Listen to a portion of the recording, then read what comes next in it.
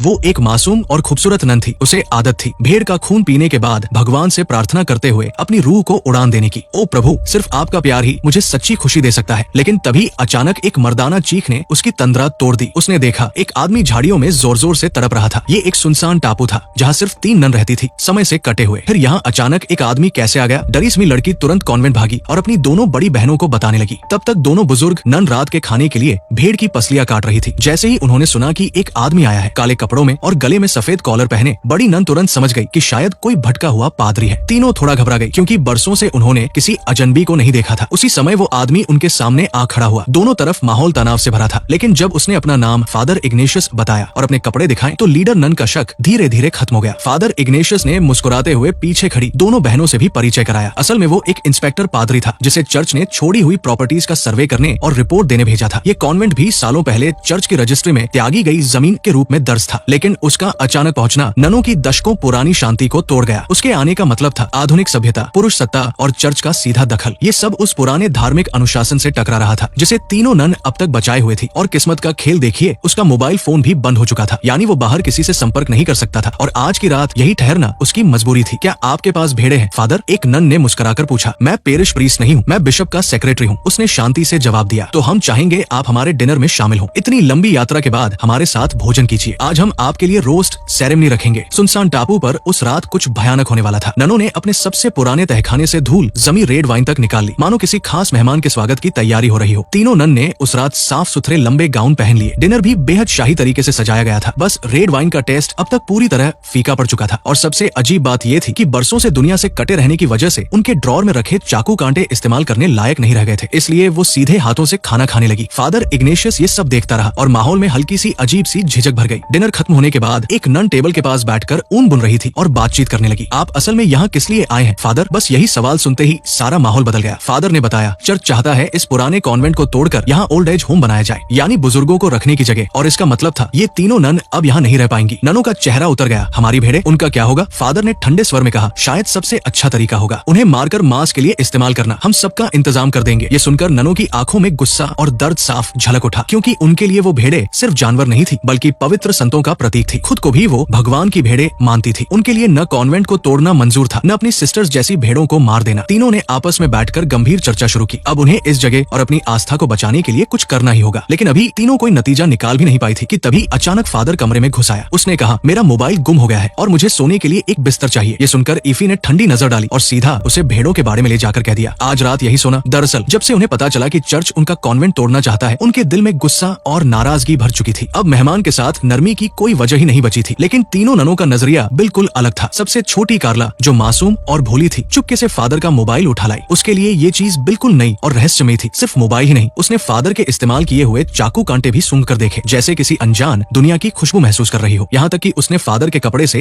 एक टुकड़ा फाड़ लिया और उसे अपने पुराने ऊनी कपड़ों पर सिलकर छुपा दिया, जैसे उस कपड़े में बाहर की दुनिया का जादू कैद हो। कार्ला ने कभी किसी बाहरी आदमी को छुआ तक नहीं था और शायद ये कपड़ा उसके लिए अनजाने संसार का प्रतीक बन गया था। दूसरी तरफ मार्गरीटा बिल्कुल अलग सोच रही थी। वो घुटनों के बल गिरकर भगवान से प्रार्थना करने लगी। उसके लिए कॉन्वेंट छिन जाना या उन्हें बाहर निकाला जाना किसी पाप से कम नहीं था। उस रात की घटनाओं के बाद सुबह हुई। फादर की नींद एकदम टूट गई जब बगल में चल रही भेड़ों की आवाज आई। इधर कॉन्वेंट की तीनों ननें मदर मेरी की मूर्ति के आगे घुटनों पर बैठकर प्रार्थना कर रही थी। उधर फादर ने देखा कि उसके सामने भी एक पत्थर की मूर्ति खड़ी है, लेकिन वो बेलों और लताओं से लिपटी हुई थी। वो पास गया और साफ करने लगा, लेकिन हाथ जरा ज्यादा भारी पड़ गया और जीसस की मूर्ति का आधा सिर टूटकर गिर गया। घबराकर उसने जल्दी से टुकड़ा वापस रख दिया ताकि किसी को शक न हो, लेकिन शायद यही उसकी सजा की शुरुआत थी। कुछ देर बाद उसे तेज प्यास लगी। उसने एक घड़े से पानी पिया, पर वो पानी नहीं, उबलता हुआ गर्म तरल था। चीख के साथ उसका गला झुलस गया। नने दौड़कर आई और मदद करने लगी। मासूम कार्ला ने सहानुभूति से उसका हाथ पकड़कर घाव देखने की कोशिश की, मगर फादर ने झटक दिया। ये देख लड़की का दिल टूट गया। इस बीच इफी ने जब आग के पास लकड़ियां संभाली तो उसकी नजर दूर एक खौफनाक नजारे पर गई। वहाँ एक आदमी क्रॉस पर बंधा हुआ छटपटा रहा था और उसका चेहरा हूबहू फादर जैसा ही था। इफी के दिल में यकीन हो गया कि ये शख्स इंसान नहीं बल्कि शैतान है, जो उनकी पवित्र जगह को अपवित्र करने आया है। उसने तुरंत कार्ला से कहा, जाओ कुछ हर्ब्स लेकर आओ और साथ में वो खास चाय भी। मासूम कार्ला कुछ समझ न पाई पर मान गई। वो आई और फादर के हाथों पर मरहम लगाया। फिर बाकी दोनों बहनों ने योजना पूरी की। उन्होंने